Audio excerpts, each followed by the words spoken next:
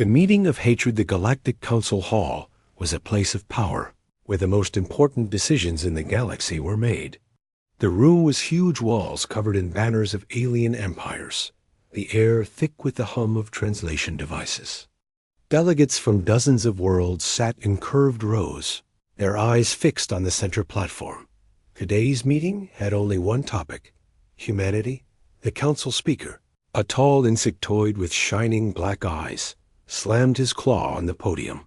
This session will decide the fate of the human species. The crowd reacted instantly. Angry voices filled the air-clicking mandibles, hissing throats, and rumbling growls. "Humans are dangerous," shouted a scaled delegate from the Drakthar Alliance. "They destroy everything they touch." "They are violent by nature," said a long-necked alien from the Siluran Confederacy. "They must be erased before they grow stronger." Every voice seemed to agree.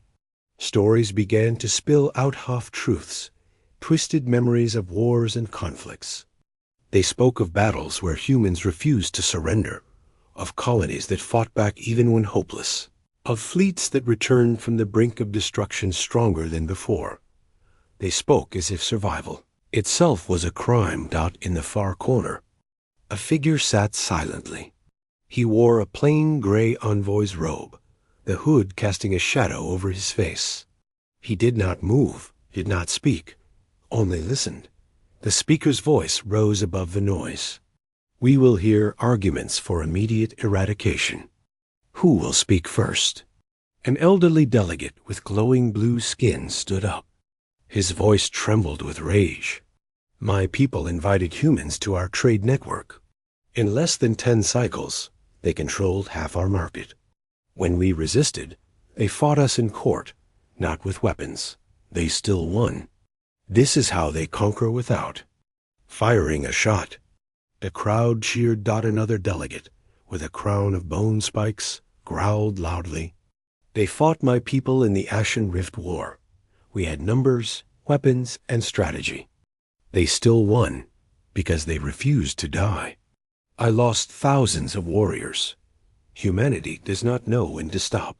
The room echoed with support, each voice adding more fuel to the fire. The words were sharp, filled with fear disguised as anger.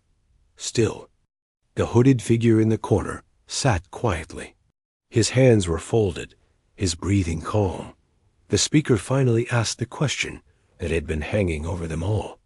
"Shall we vote for their destruction?" But before anyone could answer, a massive delegate from the Vorsk Empire slammed his fist into the table. "No, we should not just destroy them, we should make an example of them. Burn their worlds so no one will dare follow their path." The chamber erupted in cheers, claws banging on tables, tails slamming against the floor. The sound was deafening. The hooded figure slowly tilted his head as if he was listening to a distant whisper. Inside his robe, a small communicator blinked with a soft red light. Across the galaxy, somewhere far beyond the Council's reach, human warships received a silent signal. The speaker's voice shook with finality. "Then it is decided.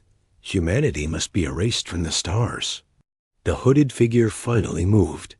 His hand reached up and pulled back the hood. Gasps spread through the room. A human face stared back at them, calm, unreadable, with eyes that seemed to pierce straight through the lies in the air. Some delegates froze in shock. Others reached for concealed weapons. The human spoke for the first time, his voice low but carrying through the hall. "I have heard your stories. Now you will hear mine." The room went silent. Even the translation devices seemed to pause. From the corner of the hall, the faint hum of the human's communicator grew louder. Somewhere, very far away, but closing in fast, something powerful was coming. And for the first time that day, the alien leaders felt a flicker of something they had not expected. Not anger, not hatred, fear. The stories they tell the council hall was frozen in shock. No one expected a human to be sitting among them. The human rose slowly from his seat, his movements calm but deliberate. His gaze swept over every delegate, predators, soldiers, rulers, and he saw the same thing in all. Their eyes, they were afraid to admit the truth. "You speak of us as monsters," he began, his voice firm. "You tell stories of our wars, our stubbornness, our victories, but you twist the truth to make yourselves feel righteous." He stepped toward the center of the hall, every step echoing against the stone floor. "You fear us because you cannot control. U.S. And so you make us the villain in your history." The speaker's mandibles clicked nervously. "Enough. You will remain silent, human. You have no right." "No right?" The human's voice cut through like a blade. "Your empires burned worlds for profit. Your fleets enslaved entire species. Yet you sit here, pretending you are guardians of peace." The crowd muttered angrily, but no one stood to stop him. He walked right up to the center podium and placed both hands on it. "Do you know what my people say about you?" he continued. "We say you fear what you do not understand. You think strength is in numbers, or weapons, or politics. You're wrong." A delegate with green, scale-like skin stood up, glaring. "And what is strength, human? Your short lives? Your fragile bodies? Your empty threats?"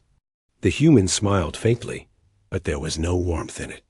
"Strength," he said slowly, "is in doing what must be done, even when the whole galaxy stands against you." The alien tried to speak again, but the human raised his hand. "You call us dangerous. You're right, but only to those who come for us first."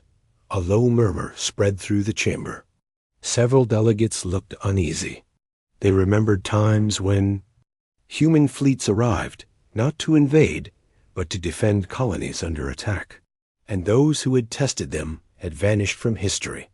The speaker slammed his claw again. "This is not a place for threats. Security will remove the human." Two tall guards moved forward. The human didn't move. He simply touched the communicator hidden in his sleeve. A small light blinked again, this time faster. Somewhere in deep space, engines roared to life. Massive shapes shifted out of hiding. Human warships, silent until now, began to move toward the heart of the Council's territory. The human's eyes never left the speaker's. "You wanted a story," he said quietly. "Here's how it begins.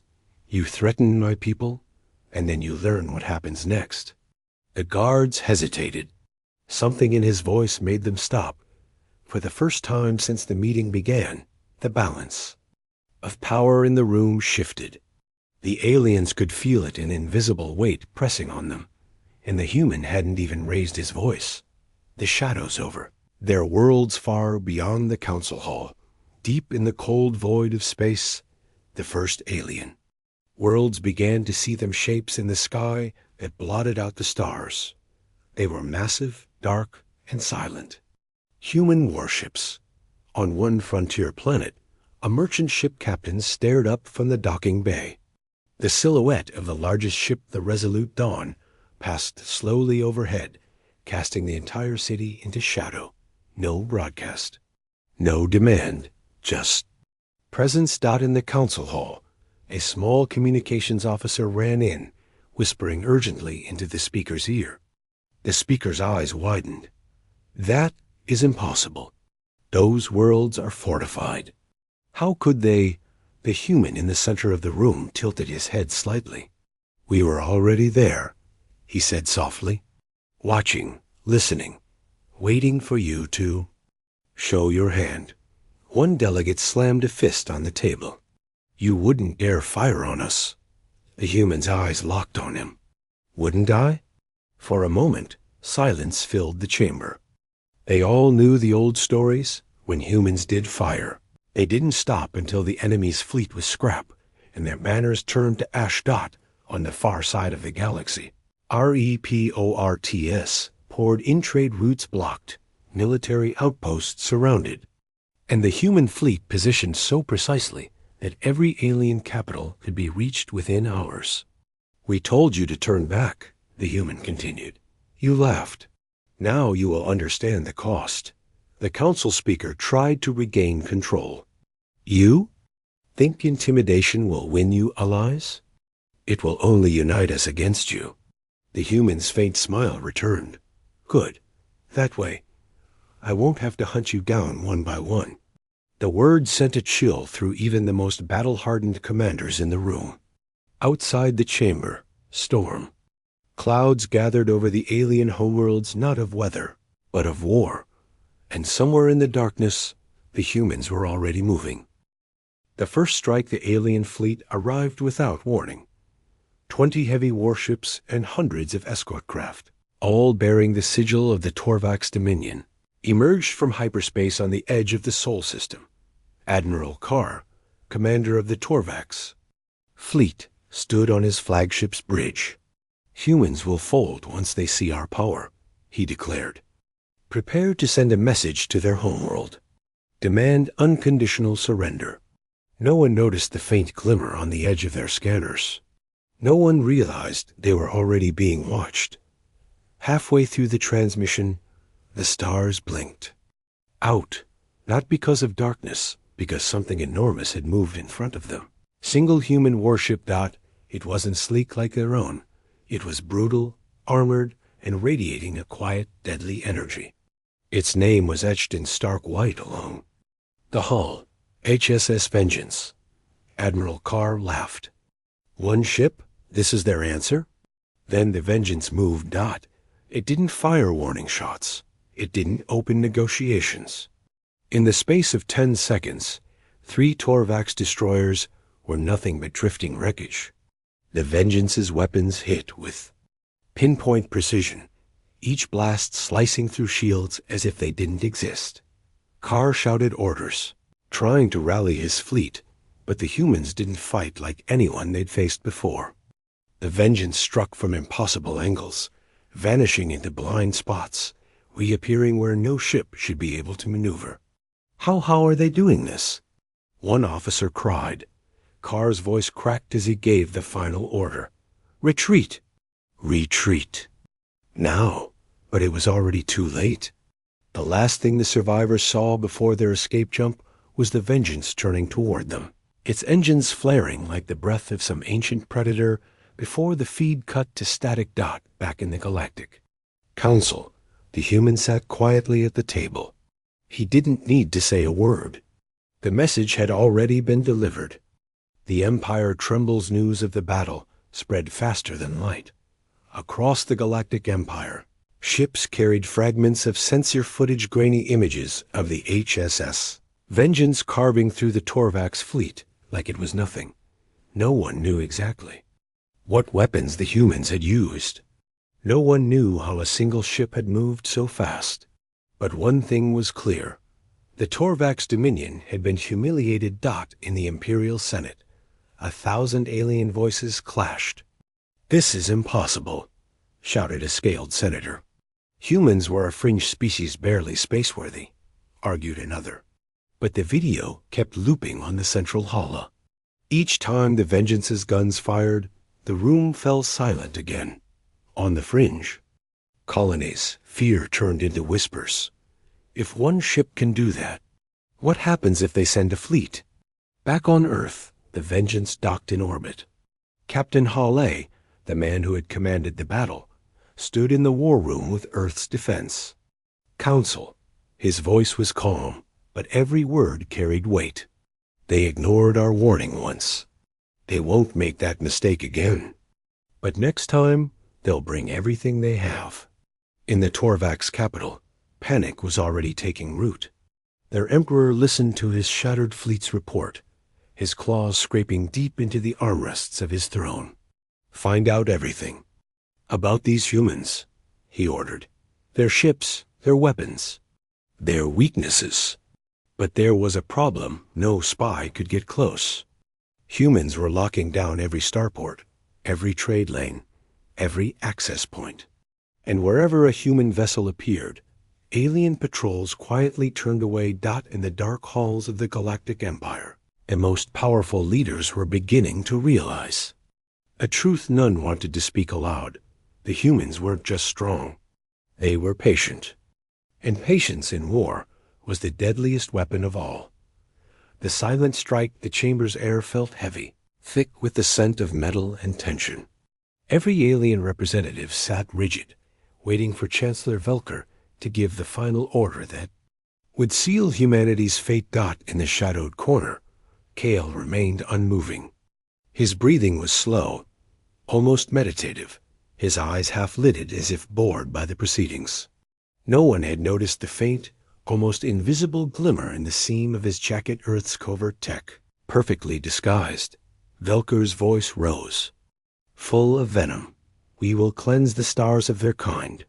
Humanity will. He didn't finish. A soft thump echoed through the room, followed by a strange vibration in the floor.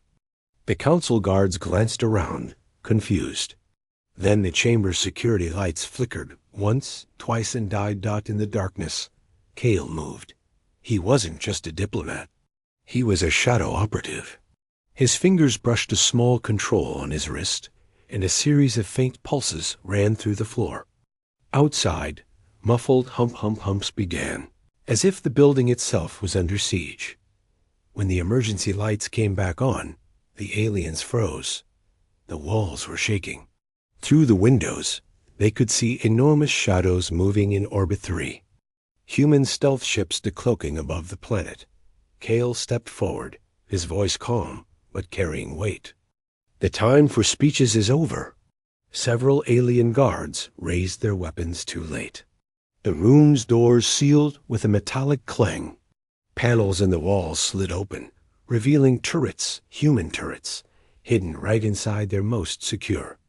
Political chamber. Gasps and growls filled the air. The council members now realized what they had done. They had invited a human into the heart of their power, and in their arrogance, they had left the door wide open for Earth's retribution. Kale let the silence hang for a beat before speaking again. You wanted humanity gone, he said softly, almost kindly. Instead, humanity is here, and we never leave quietly. The room stayed frozen until the sound of docking clamps echoed from above. The first human strike team had arrived. The day the room went silent, the council chamber trembled as the heavy steps of armored boots echoed down the corridor. Every alien present knew the sound. They had heard it in battlefield recordings. Moments before their armies fell, the doors slid open, not with the frantic smash of a raid, but with the slow, deliberate precision of someone who already owned the place. A squad of human marines in matte black exosuits stepped inside, rifles held with casual confidence. Their visors glowed faint blue, scanning every life form in the room. Chancellor Velker's voice shook for the first time. This is a violation. Of what? Kale interrupted, his tone razor-sharp. Your right to plot genocide in peace? One of the Marines stepped forward, placing a data slab on the central table. Its holodisplay lit up, projecting intercepted council communications, every word of their conspiracy against humanity. Some of the alien delegates flinched. Others stared in silent shame. Kale walked around the table, his boots echoing. We didn't come here to negotiate anymore. We came to end this. Outside, the shadow of a massive human warship passed across the city, blotting out the sun. Its silhouette was unmistakable, the Resolute, a legend even among human fleets. Kale stopped behind Velker's chair and placed a hand on it, not heavy, not threatening, but enough to make the Chancellor stiffen. You had your chance to listen. You chose to ignore it. Now, your empire will remember this day not as the moment you destroyed humanity, but the moment humanity erased you from the map. He nodded once. The Marines moved in silence, securing the chamber, disabling alien comms, and taking control of the planetary defense grid. By the time the galaxy received the newsfeed hours later, the headline was already spreading. The Council. Room where humanity stood alone, and won without firing a shot. The image accompanying it, Kale, standing with the human flag projected behind him, would become a symbol across star systems. And in the years that followed, whenever alien leaders met in private rooms, someone would inevitably glance at the corner shadows, just to make sure no human was already there.